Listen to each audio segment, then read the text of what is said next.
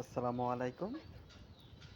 আমার ছাদ খামারে অনেক দিন ধরে কোনো ভিডিও দেওয়া হয় না।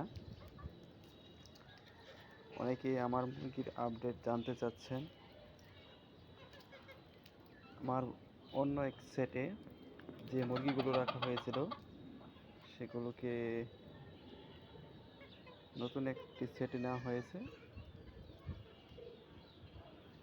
সবগুলো মুরগি ডিম পাড়া উপযোগী হয়ে গেছে। তার জন্য একে আলাদা করা হয়েছে।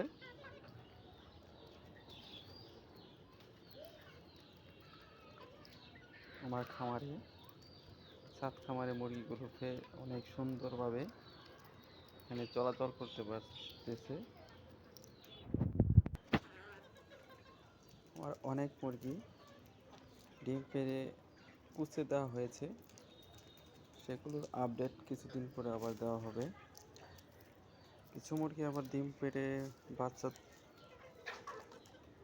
বের হয়েছে, সেই বাচ্চাগুলোকে অন্য একটি সেটে বড় করা হচ্ছে। আর ছাদে অনেক মুরগি, দেশি মুরগি।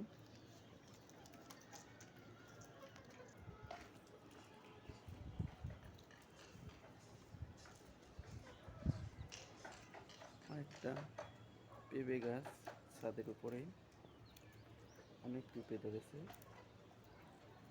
আমি মূলত এখন ছাদের উপরে কোনো কিছু লাগাতে পারছি না মুরগির জন্য। মুরগিগুলো সব খেয়ে ফেলে, কারণ ছাদে সবগুলো উন্মুক্তভাবে মুরগি পালন করা হয়। তার জন্য কোনো কিছু রাখা যায় না।